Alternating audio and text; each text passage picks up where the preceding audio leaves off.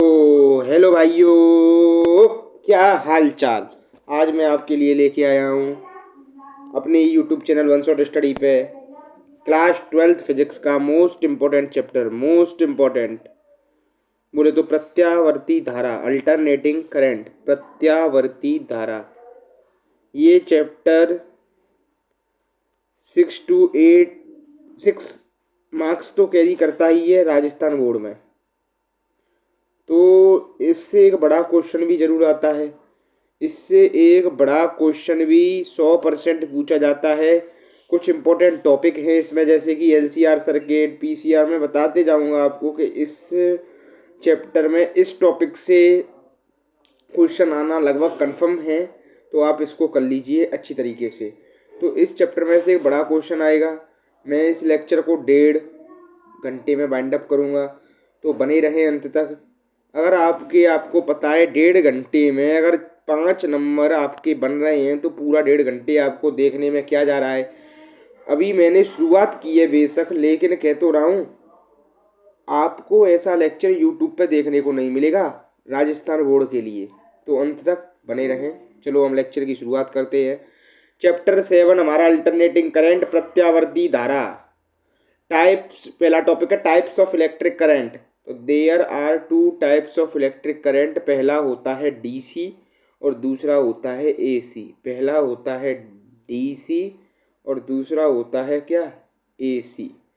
जो डीसी होता है वह डायरेक्ट करंट होता है। डायरेक्ट करंट जो होता है ना, वो क्या होता है कि ना तो उसका डायरेक्शन चेंज होता है, ना तो उसका डायरेक्शन चेंज होता है और ना ही उसका वो डायरेक्शन चेंज नहीं होगा और स्ट्रेट लाइन में बात करेगा। किसके रेस्पेक्ट में, विद रेस्पेक्ट टू टाइम। ठीक है, अब डेफिनेशन को पढ़ें, डिफाइन को पढ़ें कि if the value and direction of electric current does not change with time then such type of current is called direct current, मतलब डीसी।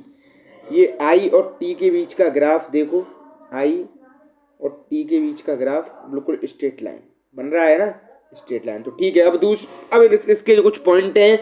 पॉइंट नंबर फर्स्ट कि the frequency of direct current is 0, so it's time period is infinite, T is equal to infinite. तो time period is equal to T is equal to 1 upon frequency is equal to 1 upon 0 is equal to infinite. अब दूसरा point, the representing symbol of DC in the electric circuit is ये होता है battery का symbol, ये plus terminal, ये minus terminal.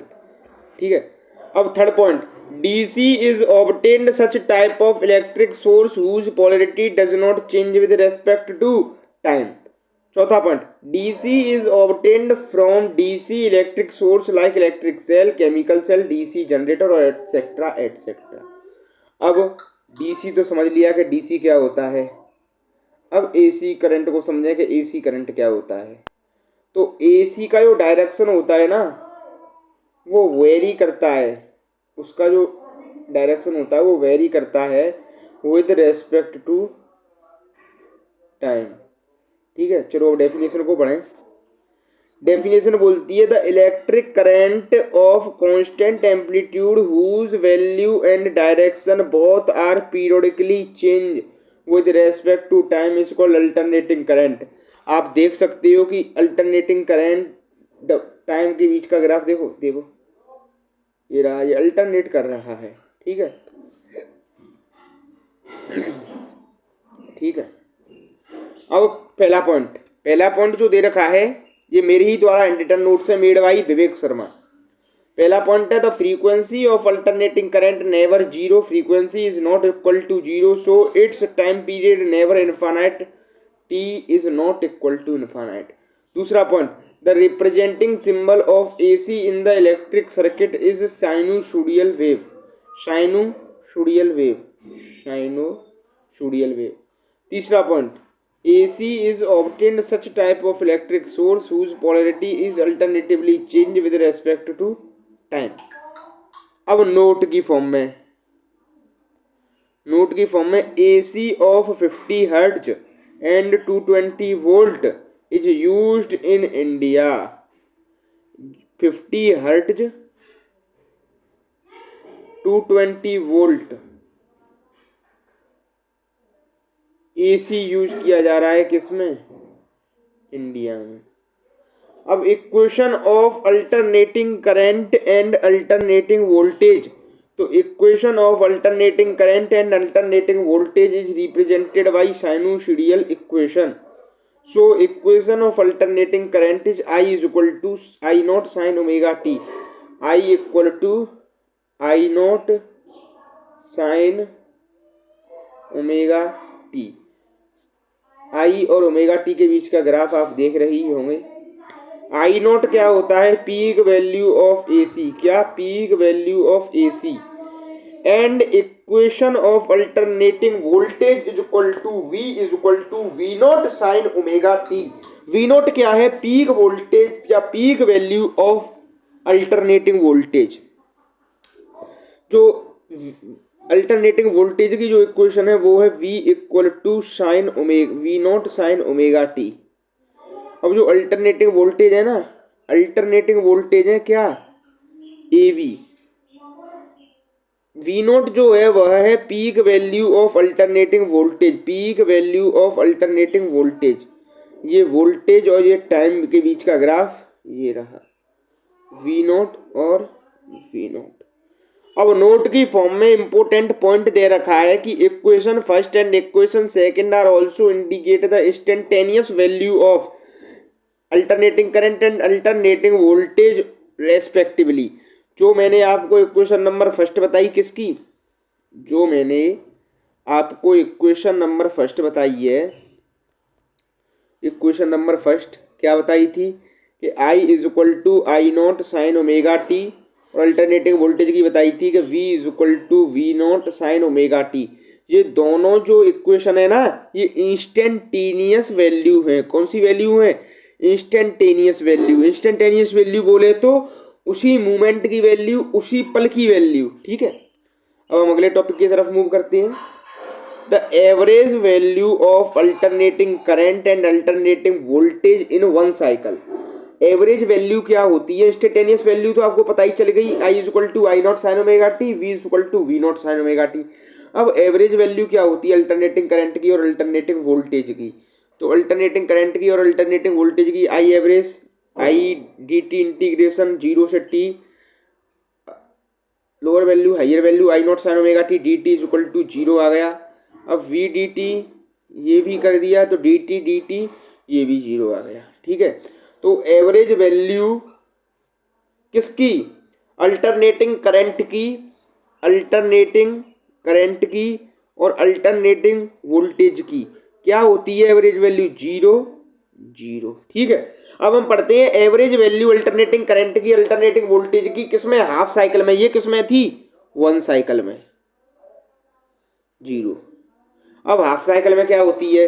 तो half cycle में जो एवरेज करंट की जो वैल्यू होती है वो होती है 2I नॉट अपॉन में पाई। और जो हाफ वोल्टेज में, जो हाफ साइकिल में जो एवरेज वैल्यू ऑफ वोल्टेज की, अल्टरनेटिव वोल्टेज की होती है वो होती है 2V नॉट अपॉन में पाई। बोले तो 0.637 V नॉट और इसका बोले तो 0.637 I नॉट। अब root mean square RMS value, very very important, निकालना आना चाहिए, वेरी वेरी इंपॉर्टेंट। ये root mean square RMS value of alternating current in AC in one cycle, complete cycle. तो the RMS value of alternating current in one complete cycle is given below. I RMS is equal to under root I square dt। Equation number first, alternating current is equal to I naught sin omega t. So from equation number first, I RMS is equal to I naught square sin square omega t dt और I dt, I sin omega sin square omega t dt और t की power t। तो sin square theta is equal to 1 minus cos square theta upon में 2। तो sine square omega T is equal to -1 minus cos square omega T upon में 2। तो I R M S की value integration 0 से 2 तक 1 minus cos square omega T.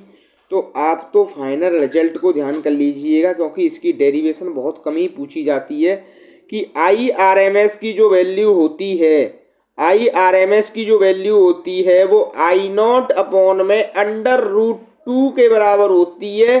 √2 की value होती है 1.414 और 1/√2 की वैल्यू होती है 0.707। तो वेरी वेरी इंपॉर्टेंट कि आई आर एम एस जो होता है ना, वो I R M S I naught upon √2 के बराबर होता है। Very very important, very very very very very very important. अब similarly R M S value of alternating voltage in one cycle ये होती है वी नॉट अपॉन में √2 के बराबर। V R M S V naught upon में √2 के बराबर, I R M S I naught upon में √2 के बराबर। अब मैंने क्या क्या पढ़ा दिया आपको, देखो। एक तो root mean square value, instantaneous value one cycle में 0 0, हाफ साइकिल में बता दी, और आपको अल्टरनेटिंग वोल्टेज और अल्टरनेटिंग करंट की भी बता दी। ठीक है, अब फर्स्ट हमारा स्टार्ट होता है alternating voltage apply on a resistor. तो ये आपका डायग्राम है, डायग्राम आपको शो हो रहा होगा। I R resistor, V R AC source, ये current flow. From diagram AC voltage across the resistance VR is equal to V naught sine omega T. Equation number first मान ली। According to Ohm's law current flow in the resistance IR is equal to VR upon में R equal to V naught sine omega T upon में R। तो IR किसके बराबर आ गया? I naught sine omega T के बराबर आ गया। किसके बराबर आ गया? I naught sine omega T के बराबर आ गया। Where peak value of alternating current is equal to I naught is equal to V naught upon में R. From equation number first and equation second, it is clear that in the resistance phase difference between alternating current and alternating voltage is 0, that is both are in same phase। एक इसका vector diagram और एक इसका phasor diagram, एक vector diagram और एक phasor diagram. Y axis, X axis, I R और V R दोनों एक्स एक्सिस पे जा रहे हैं। ओमेगा टी एंगल बन रहा है इन दोनों के बीच का, और आई आर और वी आर एंगल बना रही है, इमेजिनरी एक्सिस और real axis.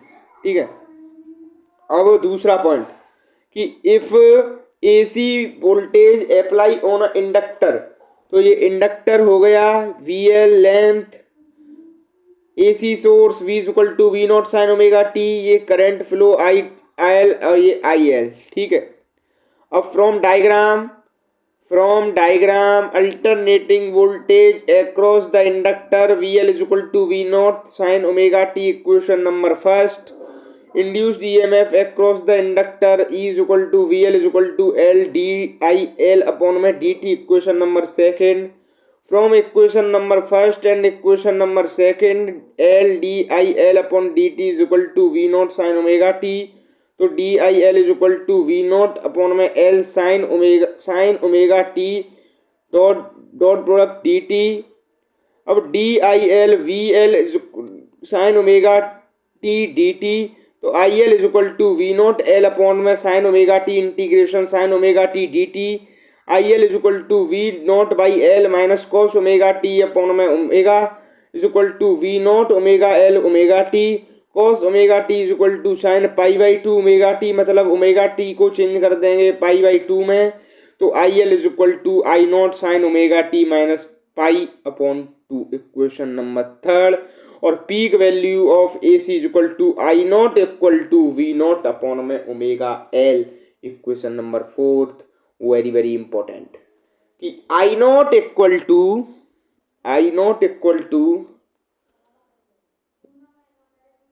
We naught upon में ओमेगा एल। अब From equation first and equation third, it is clear that in the inductor AC is lags behind from the alternating voltage by phase angle pi by 2। अब एक इसका दे रखा है vector diagram और एक इसका दे रखा है फेजर डायग्राम। तो vector diagram Y axis X axis V L minus pi by two और ये आई एल, और ये इमेजिनरी एक्सिस ये real axis I by L minus pi by two V L और इमेजिनरी एक्सिस। अब हम पढ़ते हैं इंडक्टिव रिएक्टेंस, बोले तो X L inductive reactance. Inductive reactance को शुरू करने से पहले मैं आपको एक बता दूं कि जज्बा रखो बुलंद, कि जज्बा रखो बुलंद कि आसमां तक जाओगे, कि जज्बा रखो बुलंद कि आसमां तक जाओगे, यूं ही बैठकर आसमां क्यों देखते हो, पंखों को खोलो और उड़ान करो और उड़ान करो। ठीक है। अब इंडक्टिव रिएक्टेंस, इंडक्टिव रिएक्टेंस होता है a reactance offered by the inductor, a reactance offered by a inductor, किसी इंडक्टर के द्वारा reactance offered in the path of current flow, किसके पाथ के बीच में, जहां पर करंट फ्लो हो रहा है, is called inductive reactance. It's SI unit is ohm, इसकी एसआई यूनिट क्या होती है इंडक्टिव रिएक्टेंस की, ओम। ओम का सिंबल है यह। ठीक है। अब इक्वेशन आई फ्रॉम इक्वेशन नंबर 4 आई थी, क्या आई थी कि I naught is equal to V naught upon में ओमेगा एल, तो equal to V naught upon में XL, where inductive reactance XL is equal to omega L equal to 2 pi F L. Equation number first मान ली। अब XL जो directly proportional होता है किसके, फ्रीक्वेंसी के, तो इफ डायरेक्टली प्रोपोर्शनल कोई चीज़ होगी तो फ्रीक्वेंसी बढ़ेगी तो एक्सएल भी बढ़ेगा, और एक्सएल फ्रीक्वेंसी घटेगी तो एक्सएल भी घटेगा। अब ये इनके बीच का ग्राफ दिख रहा होगा, एक्सएल ये फ्रीक्वेंसी ये थीटा बन रहा है, एक्सएल डायरेक्टली प्रोपोर्शनल एफ के बीच में। ठीक है। अब नोट मैंने आपके लिए दे रखा है, मैं कोई बच्चे नए जुड़े होंगे, काफ़ी बच्चे वो नोट के बारे में नहीं जानते होंगे, तो भैया वो समझो, जो मैं ये जो नोट लेके आता हूँ ना, ये आपको पूरे यूट्यूब पे कहीं नहीं मिलेगा। ये मैं 3 से 4 बुक्स की एनालाइजिंग करके जब इस नोट को बनाता हूँ, राजस्थान बोर्ड की को, सीबीएसई बोर्ड की को, काफ़ी बुक्स को, अच्छी अच्छी बुक्स को मैं बाइंड अप करके फिर एनालाइज करके नोट को तैयार करता हूँ। तो नोट वेरी वेरी इंपॉर्टेंट ही होता है, तो पढ़ें। For DC frequency is equal to 0, therefore XL is equal to 2 pi 0 L, तो XL is equal to 0। For AC F is not equal to 0, तो XL is equal to 2 pi F L. Inductor create the resistance in the path of AC, inductor create the resistance in the path of AC while inductor easily flow the DC, while inductor easily flow the DC। अब तीसरा point है अपना कि if AC voltage apply at capacitor, if AC voltage apply only at capacitor, तो from diagram AC voltage across the capacitor is equal to VC is equal to V naught sin omega t। VC किसके बराबर होता है, V naught sin omega t के बराबर, किसके बराबर, V naught sine omega T के बराबर। ये क्वेश्चन नंबर फर्स्ट मान ली। अब charge flow through the capacitor Q C is equal to C B C, ये आई सी ये ए सी का सोर्स हो गया, ये इसका कैपेसिटर हो गया, ये प्लस चार्ज और ये माइनस चार्ज। ठीक है। अब so current flowing through the capacitor I C is equal to D Q C by D T D C B C by D T, तो D upon D T is equal to C V naught sine omega T. अब I C is equal to C V naught upon में D by D T sine omega T equal to C V naught cos omega T dot omega. I C is equal to W C V naught cos omega T, therefore sine omega sine pi by two plus omega T is equal to cos omega T. तो I C is equal to omega C V naught sine pi by two plus omega T, तो I C is equal to I naught sine omega T plus pi by two. Equation number second, equation number second. अब from equation first and equation second it is clear that in the capacitor AC leads the alternating voltage by phase angle π/2। ये आपको दिख रहा होगा, phase angle IC और alternating current और alternating voltage के बीच में प्लस π/2 का फेस डिफरेंस होता है, फेस एंगल डिफरेंस होता है। फेस डायग्राम में, वेक्टर डायग्राम में π/2 का भी। तो हम अब फ्रॉम इक्वेशन नंबर 3 से peak value I0 omega C/V0 निकल आएगी। अब हम कैपेसिटिव रिएक्टेंस की तरफ मूव करते हैं। लेक्चर लंबा होगा, इस वजह से मैं जल्दी जल्दी टॉपिक को खींच रहा हूँ। अब हम अगले topic capacitive reactance. A reactance offered by the capacitor in path of current flow is called capacitive reactance. Its SI unit is ohm. अब from equation third I0 is equal to omega C V0, तो V0 upon में 1 upon omega C equal to V0 upon में XC, where capacitive reactance XC is equal to 1 upon omega C equal to 1 upon 2 pi FC। तो XC inversely proportional 1 upon F, मतलब F बढ़ेगा तो XC घटेगा, वही दे रखा है।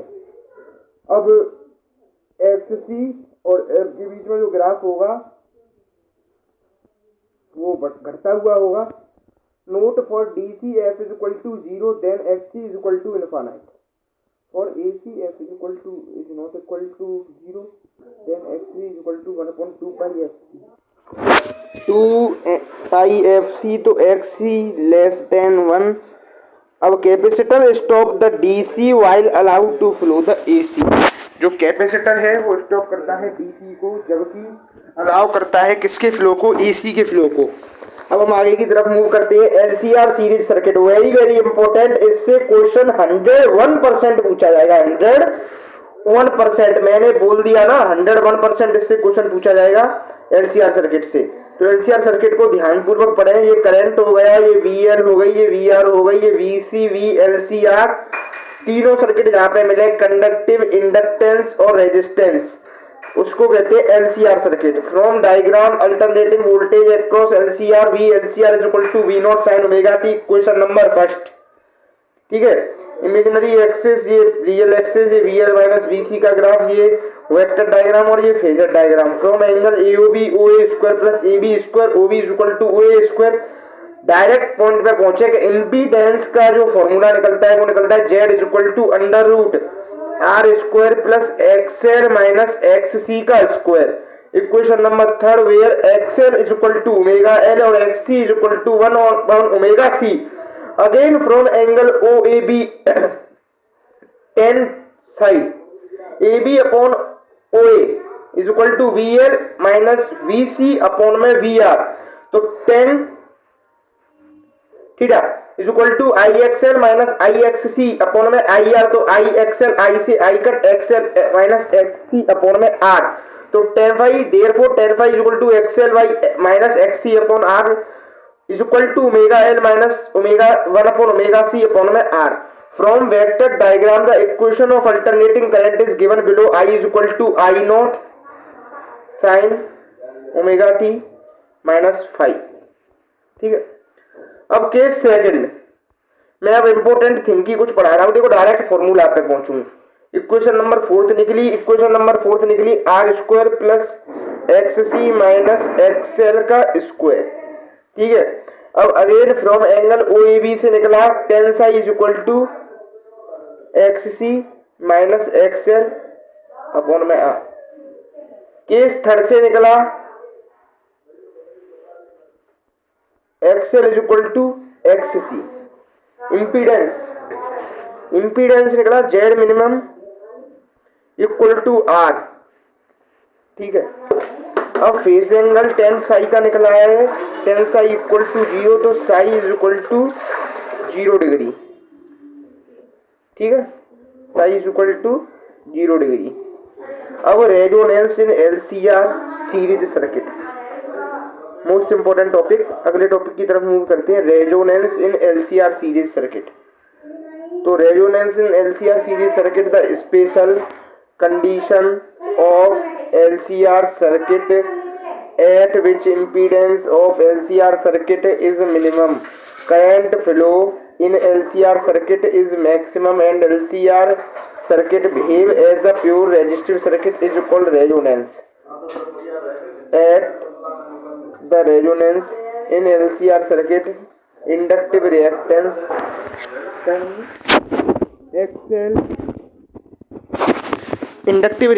XL and capacitive reactance both are equal. तो that is VL is equal to VC, IXL is equal to IXC.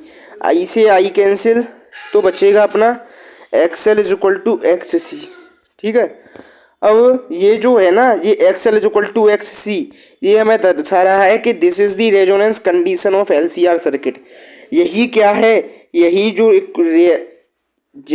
जो आपको ये इक्वेशन दिख रही है XL is equal to XC, यही एक रेजोनेंस कंडीशन है किसकी, LCR सर्किट की. अब रेजोनेंट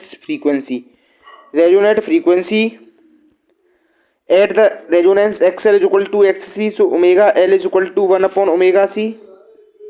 ठीक है, omega square is equal to 1/LC. तो resonant angular frequency omega R is equal to 1/√LC. Equation number first हो गई. अब 2πfR is equal to 1/√LC.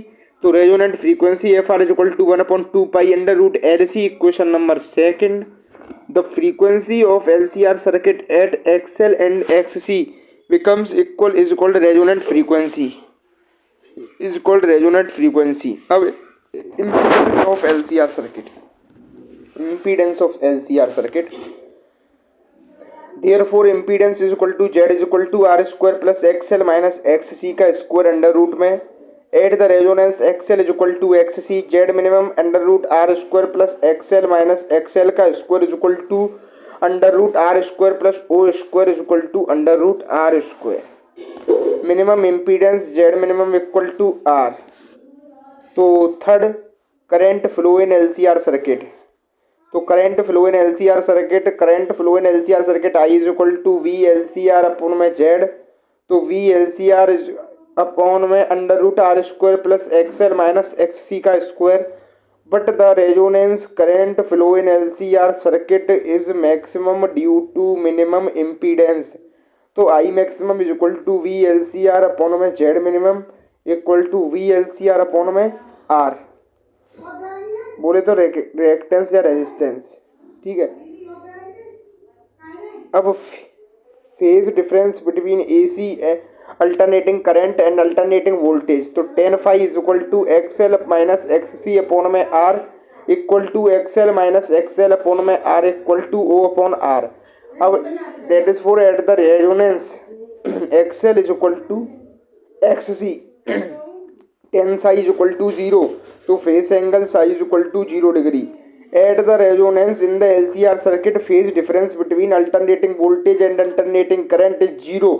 So LCR behave as pure resistive circuit at the resonance. अब मैंने जो पांचवा बता रखा है, ये आपको रेजोनेंस का कर्व बता रखा है कि XL is equal to XC, और रेजोनेंट पे क्या होगा, Z मिनिमम यहाँ से निकल जाएगा. ठीक है, अब कंक्लूजन ऑफ ग्राफ का कंक्लूजन क्या निकलेगा.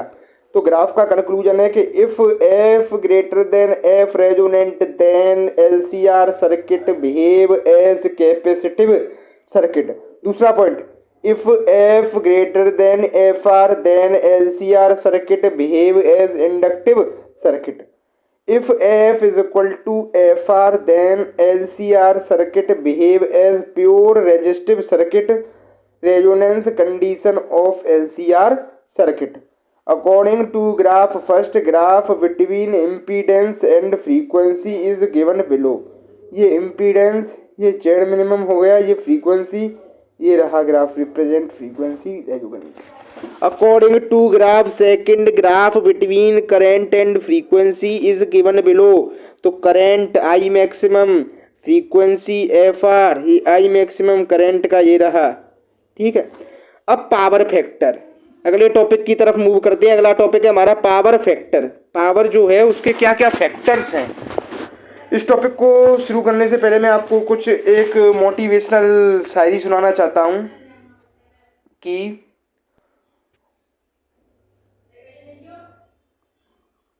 यूं ही जमी पर बैठकर आसमां क्यों देखता है, यूं ही जमी पर बैठकर आसमां क्यों देखता है, पंखों को खोल जमाना सिर्फ उड़ान देखता है, जमाना सिर्फ उड़ान देखता है, जमाना सिर्फ उड़ान देखता है। तो पावर फैक्टर को पढ़ते हैं। The cosine of angle between alternating current and alternating voltage is equal to power factor, that is power factor is equal to cos psi। The vector diagram of LCR circuit is given below. From angle OAB cos psi is equal to OA upon में OB, तो cos psi is equal to VR upon में VLCR, cos psi is equal to VR upon में under root VR square, VR square plus VL minus VC का square, तो VR equal to IR, VL is equal to IXL, तो VC is equal to IXC। ये graph दे रखा है VL और VR के बीच का, ये रहा B VL माइनस VC, ठीक है। अब cos psi I से I कट जाएगा, cos psi IR I square R, तो cos psi is equal to R factor बन जाएगा।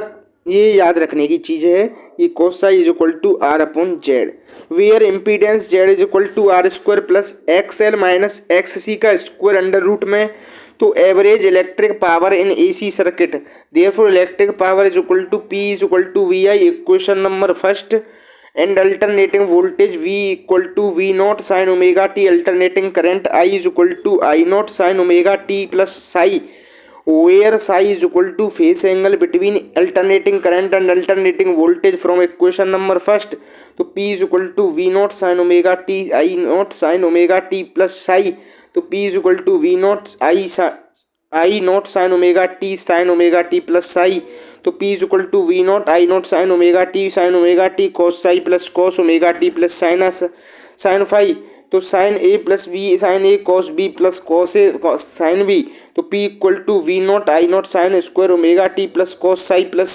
Cos five plus V naught I naught sine omega T cos omega T sine five.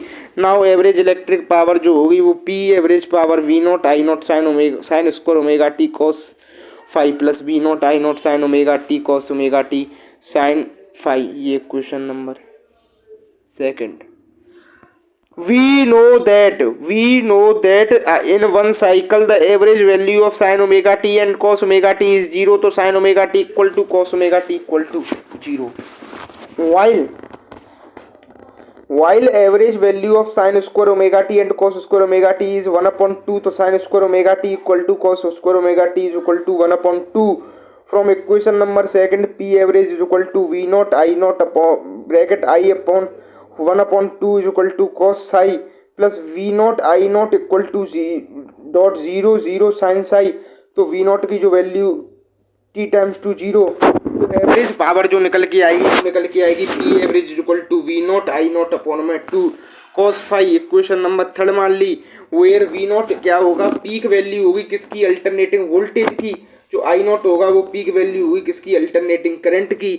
अब हम equation number third निकालेंगे, equation number third से दोनों इक्वेशनों को इक्वेट कर देंगे, तो P average is equal to V naught upon में under root 2 dot I naught upon में under root 2 cos phi. Average power जो निकलेगी P average is equal to V R M S I R M S cos five. ये equation number 4 हो गई। अब P average is equal to P R M S cos five, ये equation number 5 हो गई। Where cos five is equal to power factor, तो special case भी कुछ दे रखी है मैंने। स्पेशल केस में पहला केस जो है वह है ओनली फॉर रेजिस्टेंस, तो in the resistance phase difference between AC and alternating. पहला केस में रेजिस्टेंस में जो फेज डिफरेंस होता है किस किस के बीच का, अल्टरनेटिंग करंट और अल्टरनेटिंग वोल्टेज के बीच का, वो कितना होता है, इक्वल टू जीरो के बराबर होता है, that is psi is equal to 0 degree, that is power factor is cos 0 is equal to 1। cos 0 की वैल्यू कितनी होती है, 1। From equation number 5 P average is equal to P R M S 1, तो P average is equal to P R M S, hence power losses power dissipation is maximum of the resistance. अब दूसरा point only for inductor, तो in the inductor phase difference between AC and AV is pi upon 2, तो pi upon 2, phi is equal to pi upon 2। अब power factor cos pi upon 2 equal to 0, तो from equation number 5 equate करके निकलेगी P average equal to P R M S 0, तो 0 P average equal to 0।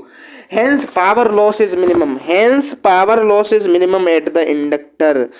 इसका मतलब क्या है कि जो पावर लॉस होता है किसमें, इंडक्टर में, वो मिनिमम होता है।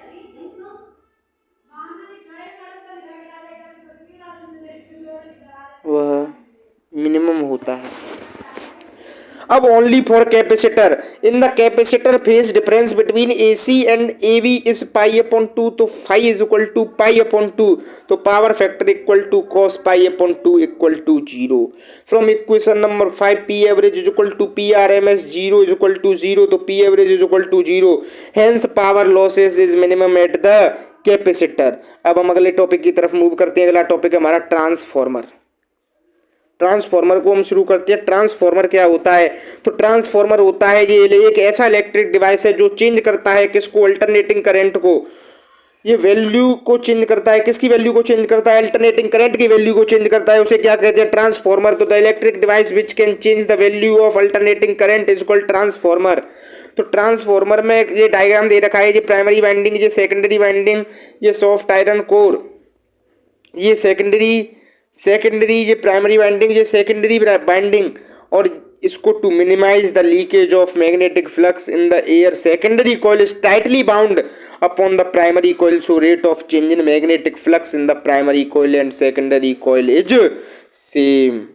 मतलब बराबर होती है प्राइमरी कॉइल और सेकेंडरी कॉइल को बाइंड अप करने के लिए।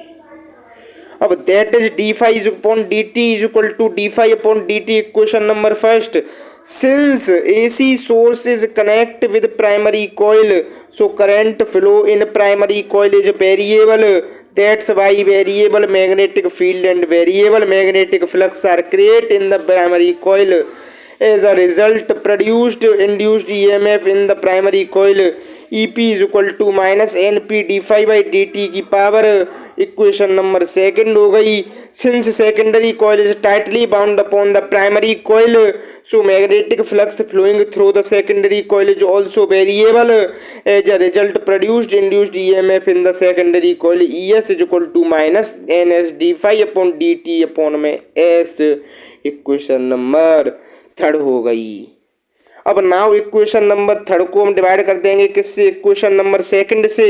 तो क्या होगा कि E S is equal upon में E P equal to minus N D phi by D T upon में एस अपॉन में minus N P D phi by D T, P D phi by D T से D phi by D T cut जाएगा। From equation number first निकल आएगी, तो E S upon में E P is equal to N S upon में N P हो जाएगा। ये इक्वेशन नंबर फोर्थ हो जाएगी। इफ पावर लॉसेस और energy losses negligible in the transformer, then तब क्या होता है कि जब पावर लॉस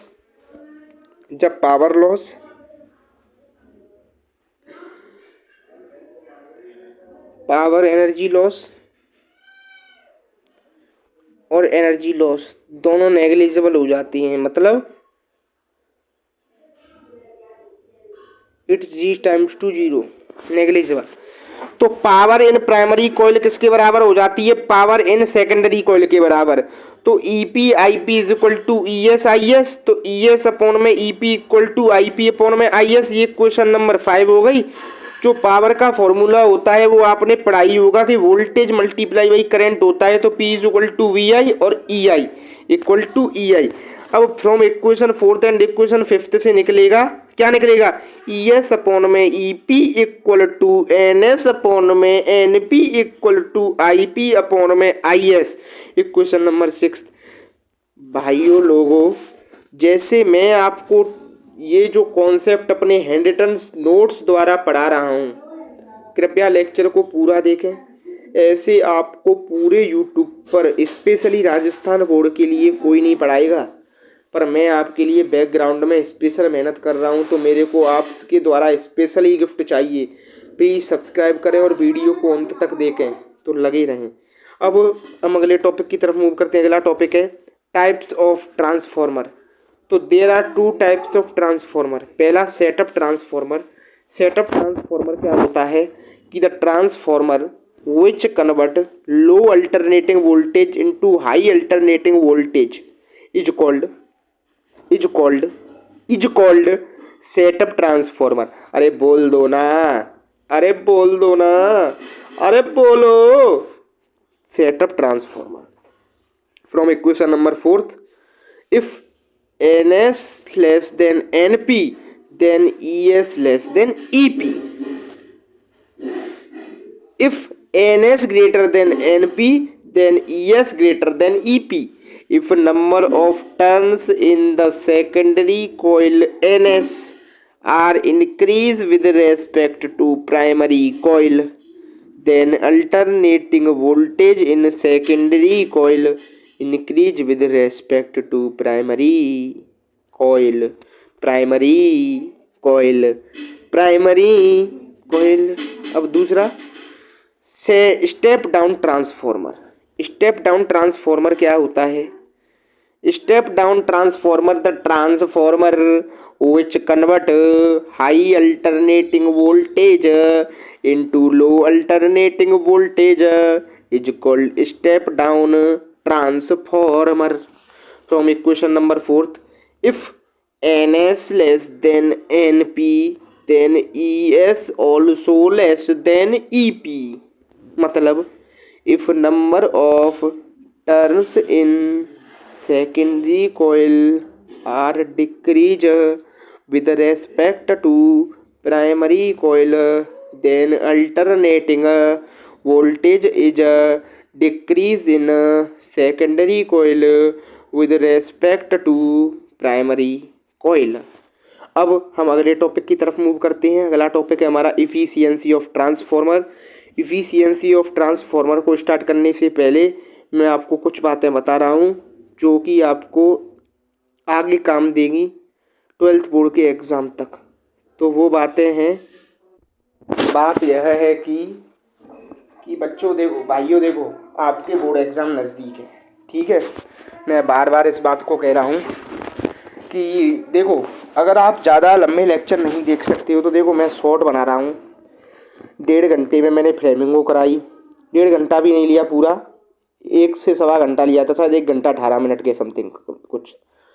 तो देखो मेरे लेक्चरों को देखो, कुछ समझ में नहीं आए तो कमेंट करो, मेरे को बताओ, तुरंत आपके लिए मैं लाइव क्लास भी लिया करूँगा। रात को मैं शायद आधे घंटे या 15-20 मिनट आपसे बात भी करा करूँगा लाइव आकर, तो आप लाइव भी आया करो मेरे साथ। और कम से कम नहीं तो 20 बच्चे तो लाइव आया ही करो मेरे साथ, तो सारी आपकी क्वारीज भी कमेंट के ज़रिए क्लियर हो जाएंगी। और आप मेरे साथ लगे रहिए, बोर्ड एग्ज़ाम नज़दीक है तो आज से या कल से मैं रात को लाइव आया करूँगा 10 से 10:30, 10 से 10:30 मैं लाइव आया करूँगा, या 10:30 से 11, 10:30 से समथिंग 11 बजे तक मैं लाइव आया करूँगा। मैं बता दूंगा, पोस्ट में डाल दूंगा कि कौन से कब तक टाइम के लिए, या मैं एक स्पेशली 1 मिनट के लिए वीडियो बना दूंगा कि इस समय मैं लाइव आया करूँगा। तो आप सभी बच्चे जुड़ें और अपने कमेंट में मेरे से सवाल पूछें, मैं आपको उसके सारे जवाब दूंगा, ठीक है। मैं अपना अभी फेस रिवील नहीं करना चाहता हूँ, फेस अपना अभी रिवील नहीं करूँगा, 1K के बाद ही करूँगा। तो सारे बच्चे लेक्चर को देखें, अंत तक देखें। अब मैं इस लेक्चर को ख़त्म करता हूँ 1 घंटे के भीतर ही, तो चलो लग जाए काम पे। कि the efficiency of transformer is determined by the given formula, eta is equal to out power is obtained at secondary coil upon input power is feed in primary coil multiply by 100।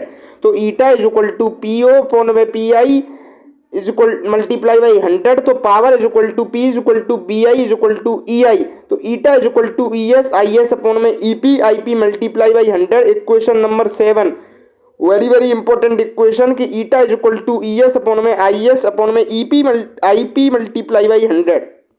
अब हम पढ़ते हैं एक last topic मेरे हिसाब से, कि energy losses in the transformer and their solution. तो first, energy losses due to leakage of magnetic flux. तो to minimize leakage of magnetic flux in the air, secondary coil is tightly bound upon the primary coil. Second, energy loss due to eddy currents. To minimize the energy loss due to eddy currents, rotated soft iron core is used in the transformer and the insulating materials is also field between the slots of soft iron core. अब copper losses third, तो resistance का formula आपने सुना ही होगा। Resistance जो होता है वो इन्वर्सली प्रोपोर्शनल होता है एरिया के। तो heat H equal to I square R T, H directly proportional R, तो heat H directly proportional R inversely proportional 1/A। तो इक्वेशन नंबर फर्स्ट हो गई। अब इफ ए एरिया जब घटेगा देन R बढ़ेगा एंड हीट भी बढ़ेगी। तो if a thin copper wire is used to make the coil of transformer, then lot of heat released, so coil of transformer can be burnt. This is called copper losses.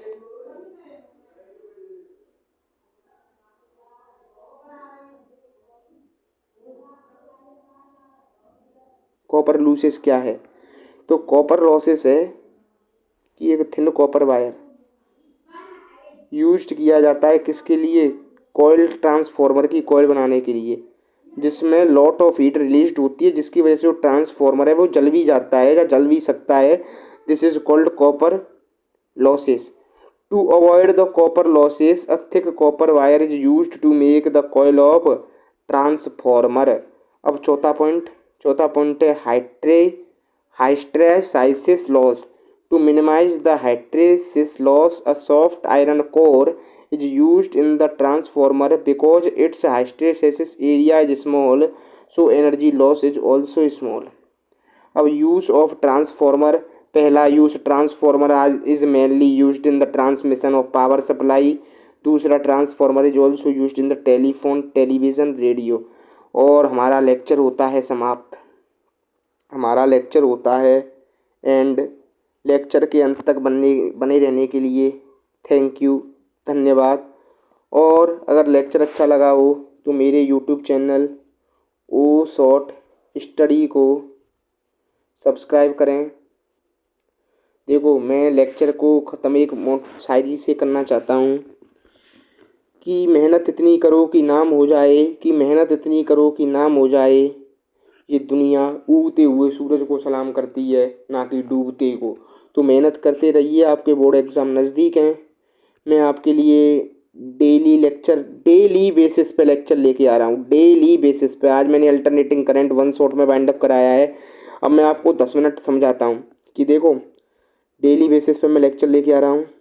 अब बहुत unique time चल रहा है, इस वक्त golden period है जिसमें आप अपनी तैयारी को बूस्टअप कर सकते हो। 80 to 95% गेन कर सकते हो आप, अगर अब से भी अगर आप मेहनत करोगे। एग्ज़ाम में कितने दिन बचे हुए हैं? आज 15 तारीख हुई है, 15 फरवरी।